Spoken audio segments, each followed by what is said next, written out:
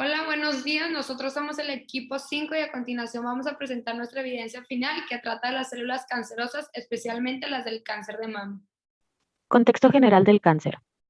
El cáncer es un conjunto de enfermedades que desarrollan una normalidad de sus células, ya que sufre un descontrol en su división y expansión en los tejidos del cuerpo humano. La diferencia entre las células cancerosas y las células sanas es la siguiente. Las células sanas tienen un ciclo determinado, el cual es crecer, dividirse y morir a medida que el cuerpo las necesita para formar y reemplazar nuevas células. Las células cancerosas ignoran las señales del cuerpo que, como la apoptosis, son capaces de evadir el sistema inmunitario y tienen la capacidad de dañar a las células normales.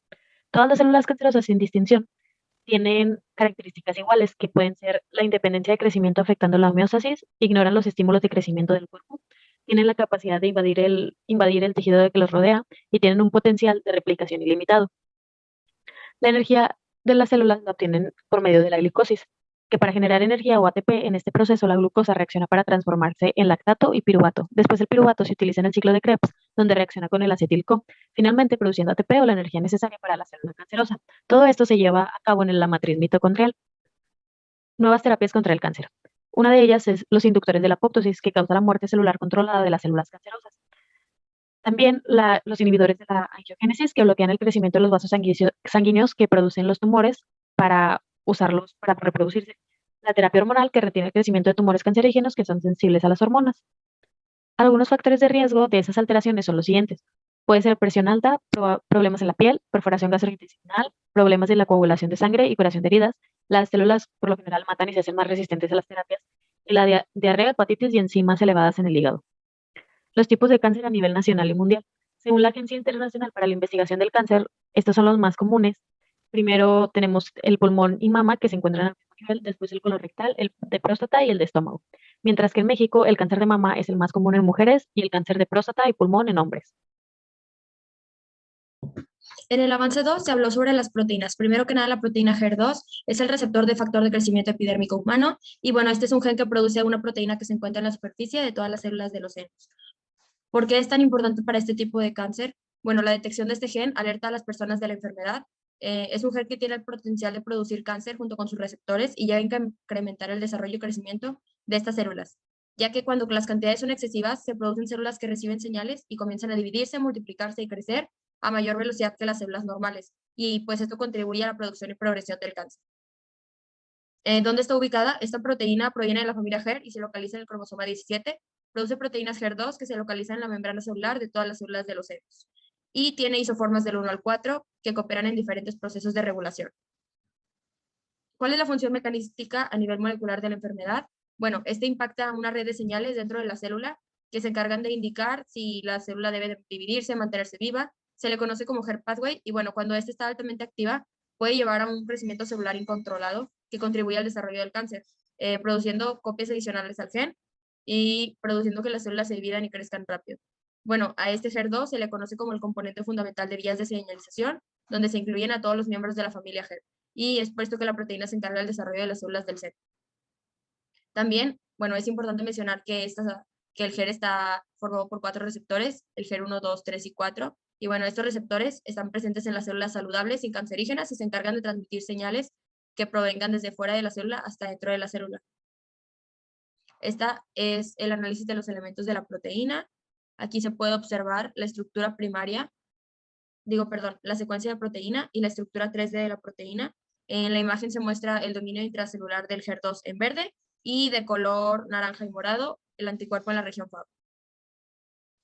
Después podemos observar cuál es la estructura primaria en la coproteína. Es una cadena de 211 proteínas conectadas y la estructura secundaria se compone de 3 cadenas secundarias, la hélix, la coil y la hebra, donde se cuentan con diferentes números de enlaces y átomos en cada uno. Y bueno, la estructura terciaria son dos estructuras terciarias, la globular y la fibrosa.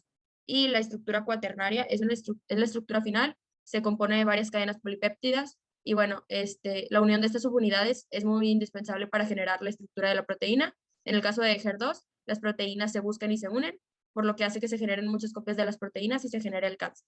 Y bueno, acerca de las terapias biotecnológicas, para combatirlo, un ejemplo es el agente trastuzumab, que es el medicamento de Herceptin.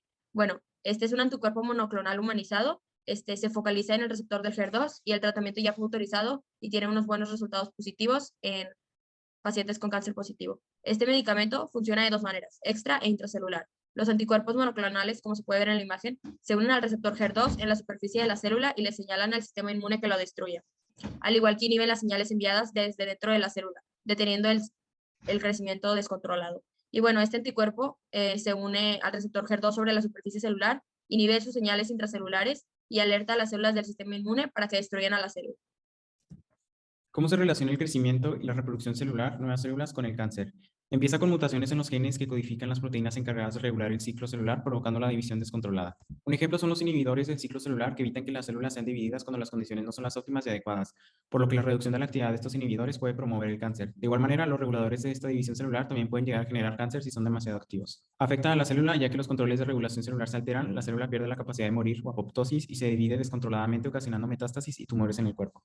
Un metabolismo celular con lípidos alterados puede ser causa para la aparición del cáncer. La proporción de estos lípidos depende en determinar el tipo de eicosanoide que se producirá, los cuales son muy importantes ya que pueden iniciar con la progresión del cáncer únicamente aquellos que son generados a partir del ácido araquidónico, las prostaglandinas E2, el tromboxano A2 y el ecotrieno B4. El proceso se puede observar aquí en el diagrama hacia la izquierda. Se observa cómo los ácidos grasos interactúan con los fosfolípidos de la membrana, al igual que los ácidos, los cuales producen los eicosanoides y desencadenan que la célula normal se convierta en una célula cancerígena. La composición lipídica en una célula con cáncer es diferente a la composición de una célula normal o saludable, ya que una célula con cáncer tiene un alto contenido en lípidos como el colesterol o la ceramida, a diferencia que las células de un tejido sano que normalmente cuentan con un 50% de lípidos en la composición de su membrana.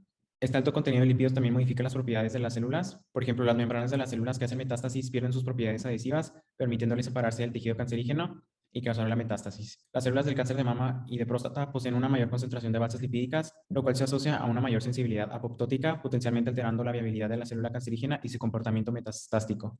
La obesidad es un factor peligroso en cuanto a cualquier tipo de cáncer, especialmente en el cáncer de mama hay una mayor probabilidad de desarrollar cáncer, ya que como se tiene un mayor tejido graso, aumenta los niveles hormonales de estrógeno e insulina, al igual que estadísticamente las mujeres con cáncer de mama y obesidad tienen un 11% menos de probabilidad de supervivencia comparado con las mujeres que tienen cáncer de mama y un peso saludable, al igual que las pacientes con obesidad tienen un mayor riesgo de complicaciones en procedimientos quirúrgicos que van desde la anestesia hasta la intubación o hasta fallas cardiovasculares. Tratamientos en cuanto a radiación o quimioterapia son menos efectivos, requiriendo más altas dosis para que puedan funcionar. Y las pacientes con obesidad tienen un mayor riesgo de recurrencia del cáncer. Como se puede observar en el diagrama, los adipocitos pueden proveer lípidos, los cuales se pueden utilizar como fuente de energía a través de la oxidación de los ácidos grasos y como elementos para la construcción de células tumorales y para su crecimiento. Por lo tanto, el aumento excesivo del tejido adiposo es un factor de riesgo y se ha observado que el tejido adiposo disfuncional en personas obesas libera una mayor cantidad de ácidos grasos, los cuales pueden estar involucrados en promover el crecimiento tumoral y su progresión. Y bueno, ahora vamos a hablar de los carbohidratos. Las principales características de los carbohidratos es descomponer azúcares y químicos para extraer energía. Esta energía va a ser fundamental para el cuerpo humano. Pero ¿dónde se almacena esta energía? Esta energía es almacenada en los enlaces de glucosa, donde estos se van a descomponer para que la energía salga. Las células van a absorber esta energía y van a crear ATP, que ATP son moléculas llamadas trifosfato de adenosina. Y bueno, es súper importante acordarnos que el ATP es la energía principal que usan las células para funcionar. Para eso se tiene que llevar una etapa que se llama respiración celular, que está conformada en 3 etapas. Vamos a explicar las etapas en las células normales. Primero se lleva a cabo la glucólisis, que es donde se descompone la glucosa en 2 moléculas de piruvato, que está conformada por 3 carbonos, el piruvato. Solo se va a producir muy poquito ATP y solamente por 2 moléculas de glucosa. Luego se va a llevar el ciclo Krebs, que es donde se queman los piruvatos para crear todavía más ATP. Y el último paso es la fosforilación oxidativa, donde se crea más ATP, solamente pasa en la mitocondria y se necesita el oxígeno. Aquí ya se van a crear 26 moléculas de ATP por glucosa. En cambio, en las células cancerosas, su proceso es diferente. Solamente va a pasar la etapa de glucólisis. Se hace cuenta que se van a quedar estancadas en esta etapa y solo van a romper la molécula parcialmente. Y es súper raro porque siguen teniendo oxígeno, que el oxígeno debería ya de ayudarlas a completar todo el proceso de respiración celular. Y bueno, como se sabe, solamente se van a producir 2 moléculas de ATP por glucosa, que es lo que pasa en la glucólisis normal. Y esto, como solamente se quedan estancadas en este proceso, significa que van a necesitar muchísimo más moléculas de azúcar para brindarle al cuerpo más energía. ¿A qué se debe esto? A sus cambios de ADN. Y bueno, ahorita vamos a hablar de los carbohidratos ya alimenticios. Los más comunes son el azúcar, la fibra y el almidón. Y estos tienen características súper importantes porque las células normales van a usar el azúcar y el almidón para producir la glucosa, que luego la glucosa sobrante se va a guardar en el hígado y en los músculos de forma glucógeno. Y las células cancerosas no van a agarrar esos alimentos y solamente van a hacer que el metabolismo de la glucosa sea muchísimo más rápido su proceso. Y bueno, se sabe que los carbohidratos ayudan a prevenir el cáncer o hacen que no se crezca el cáncer en una persona sana, y te recomiendan que comas carbohidratos de bajo índice glucémico. Y esto es para que no se cree un pico de insulina, porque un alto índice glucémico va a provocar un pico de insulina y va a incrementar los riesgos de provocar células cancerosas. También te recomiendan carbohidratos complejos porque están unidos por enlaces betas y los enlaces betas tienen muy poco índice glucémico. El cuerpo no los va a poder descomponer en monosacáridos y esto va a hacer que no se dispare azúcar en la sangre. También te recomiendan carbohidratos de origen vegetal porque está comprobado que controlan el cáncer.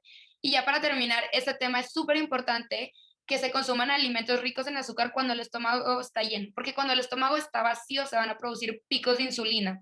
Cuando el estómago está lleno, el nivel de azúcar se va a tardar en incrementar, haciendo que el disparo de la insulina sea un poquito más lento. Entonces eso nos va a ayudar. Entonces no se debe de comer muchos azúcares cuando está el estómago vacío. Bueno, ahora toca hablarles del avance 5, que es la integración